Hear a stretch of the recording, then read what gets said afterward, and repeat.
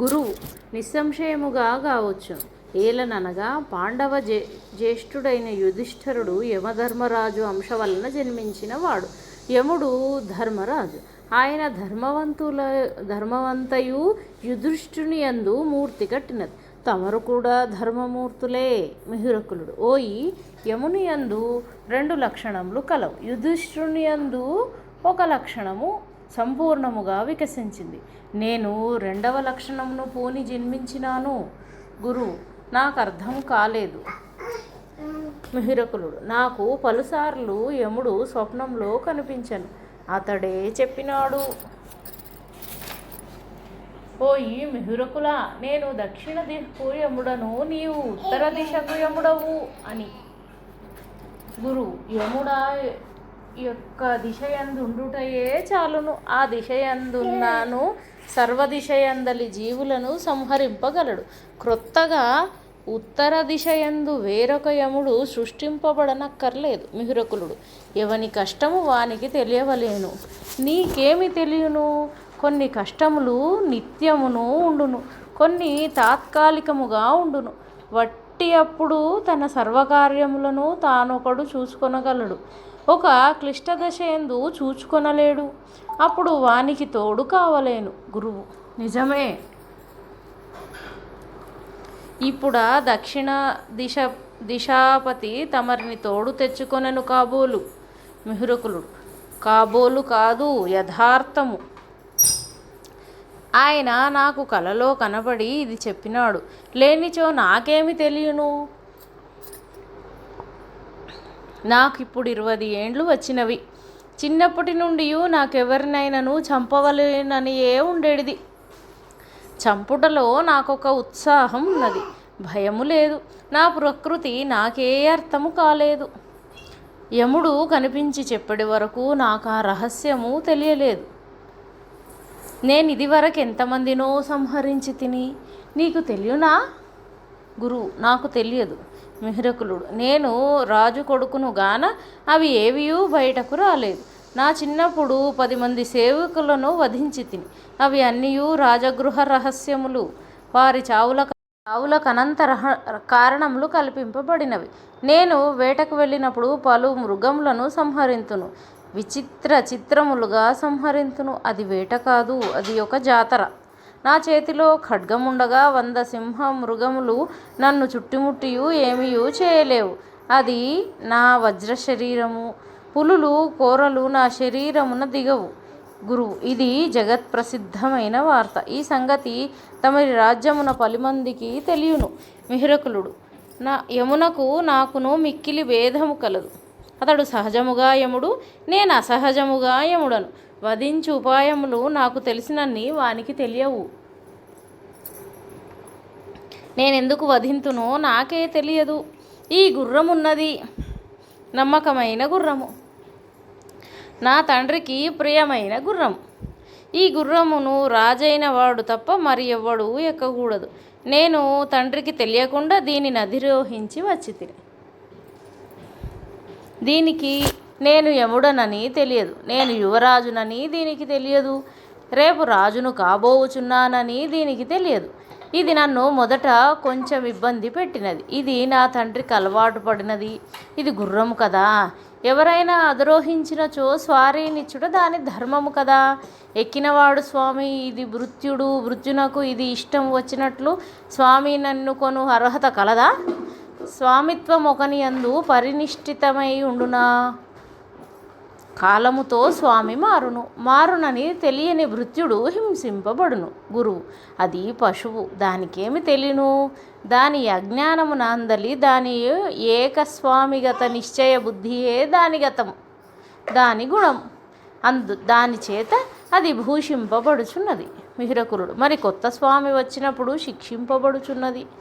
గురువు అలవాటు అయిన తర్వాత అది కొత్త స్వామిని కూడా పాత స్వామి వలనే విశ్వాసముతో సేవించును. ఈ నడిమి కాలమున స్వామి దయావంతుడై ఉండవలేను, ఓర్పు కలిగి ఉండవలేను. ప్రకృతి అందరి లక్షణముల పరిజ్ఞానము స్వామి యందు స్వామిత్వమును కల్పించు.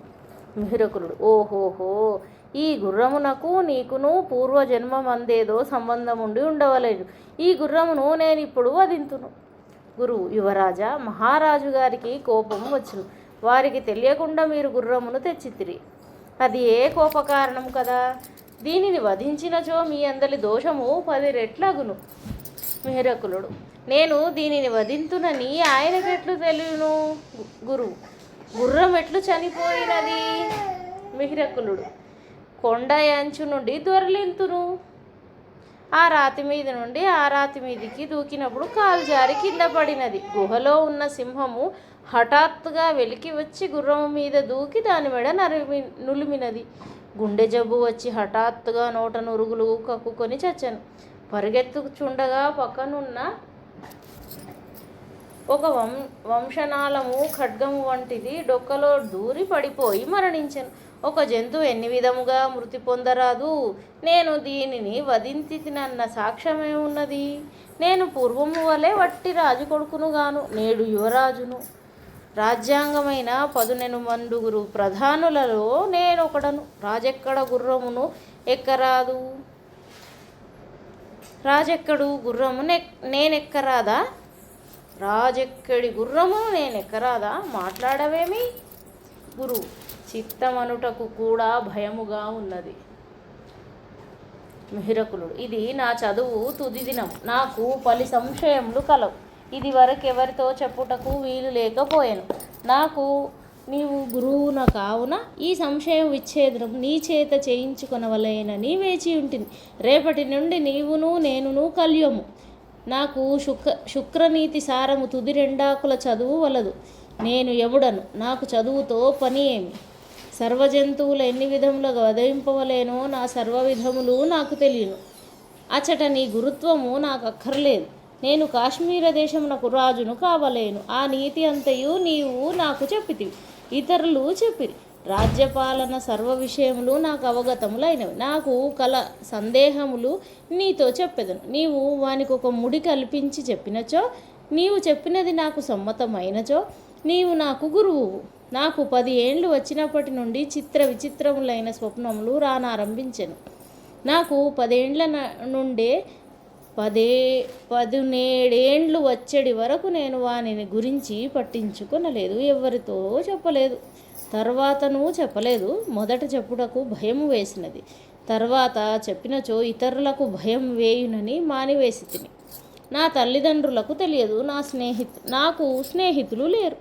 నాతో చెలిమి కట్టుటకు ప్రయత్నించిన 10 మంది అధికారుల పుత్రులను రహస్యముగా వధించి తిని. నేను వారిని చంపితినన్న పొలకువ కూడా లేకుండా చంపితిని. వారికి నిజముగా చెప్పినచో నా స్వప్న వృత్తాంతములు చెప్పవలేను. నేను చెప్పలేదు, నీకు చెప్పుచున్నాను. నాకు అవన్నీ కలిసి 100 స్వప్నములు వచ్చినవి అనుకొనుము. అన్నీ ఒకటే. పరమాల్ప విషయములందు భేదములు ఉన్నవి గాని మహా విషయములందు భేదములు. నాకు యముడు తరచుగా కనిపించుచుండును. అతడు కాలాంజన పర్వతము వలె ఉండును. వాడిగల పొడవైన కోరలుండును. వాని కన్నులు భగభగ మండిపోవును. వాడెర్రని ధోవతియు ఎర్రని ఉత్తరీయమును ధరించి ఉండును. వాడొక నల్లని అగ్నిపర్వతము వలె ఉండును. వాడు దగ్గరకు వచ్చినంతనే నీ ఒడలు మాడిపోవుచుండును. ఇతడు నాకు 9వ ఏట లీలగా కనిపించాను. నాకు భయం వంటిది కలిగెను. వాడు నవ్వెను, నేను నవ్వితిని. నాకు 18వ ఏడు వచ్చు వరకు అతడు క్రమక్రమముగా విస్పష్టతరముగా కనిపించుచూ వచ్చాను. నడుమ మాకు ప్రసంగములు జరిగేటివి. నీవెవరని అడగగా అతడు కొన్ని ఏండ్లు సమాధానము చెప్పలేదు. తర్వాత యముడనని చెప్పాను. తర్వాత ఎన్నియో చెప్పాను. నేను ఉత్తర దిశ యముడనని తర్వాత చెప్పిన మాట. ఇంకా ఎన్నియో చెప్పాను. నన్నెవ్వడేమి చేయలేడు. రాజ్యమంతయు ఎదురు తిరిగినను నన్నేమియూ చేయలేరు. నేను అందరను సంహరించుటకు పుట్టి తిని. నన్ను సంహరించుట ఎవరికి నీ చేత కాదు. గురువు: కాశ్మీర రాజ్యము 1000 ఏండ్లు వృద్ధి పొందుగాక. యువరాజు చిరాయువై వర్ధిల్లుగాక. మిహిరకులుడు: ఇట్లనుటకు నీవెవడవు? నేను 70 ఏండ్లు రాజ్యము చేయదు. అది అట్లుంచి నాకు స్వప్నములందు మరి ఒకడు కనిపించినాడు. వాడును యముని వలనే ఉండును. భేదమేమనగా యమునకు ఉదరము సన్నగా ఉండును, వీని కుబ్బి ఉండును. యముని శిరోజములు మెత్తగా నునుపుదేరి ఉండును. యముని శిరమున మణులతో పొదిగిన బంగారపు కిరీటముండు. వీనికి కిరీటము లేదు. వీని శిరోజములు జుంజురు వెంటుకలు 100 గోధుమ వన్నె త్రాచులు విడిచిన కుబుసముల ప్రోవు వలె ఉండును. యముని వదనమున తిలకముండును. వీడు నిస్తిలకుడు. యముడు తన చేతిలో ఒక పెద్ద పగ్గమును పూని ఉండును. వీని చేతిలో పెద్ద ఖడ్గముడు. యముడు నాగరకుడు. యముడు మాంసఖాది కాడు. వీడు మాంసఖాది. వాడెవడో చెప్పుము. గురువు: యువరాజా, నాకెట్లు తెలియను? మిహిరకులుడు: శుక్రనీతి సారపు చివరి 2 ఆకులు తెలియనా? ఏమి చదువోయి మీది? అతడు బేతాళుడు. మీరిద్దరూ నాకు కనిపించుచుందురు. యముని యందు 2 ధర్మములున్నవి కదా. మొదటి ధర్మము నియమమను. యముడు క్రూరుని వలె కనిపించును, కానీ నిజముగా క్రూరుడు కాడు. అతని చేత ఎందు క్రూరత్వం ఉన్నది కానీ వాని మనస్సులో క్రూరత్వము లేదు. అతని మనస్సులో ధర్మం ఉన్నది. ధర్మములో క్రౌర్యమున్నచో అతని దోషము లేదు. అచ్చముగా క్రూరుడు భేతాళుడు. సహజముగా యమాంశ యందు జన్మించిన నన్ను భేతాళుడు తన క్రౌర్యము చేత ఆవేశించినాడు. ఆ భేతాళుడు లేనిచో నేను యముని ధర్మమును నిర్వర్తింపలేను. ఈ మాటలు నావి కావు, భేతాళుడు చెప్పినవే. అది అట్లుంచి యమధర్మరాజు మొగమున తిలకమును ధరించును కదా. ఆ తిలకము గంధాక్షతలు. భేతాళుడు నిస్తలకుడైనను భస్మధారి.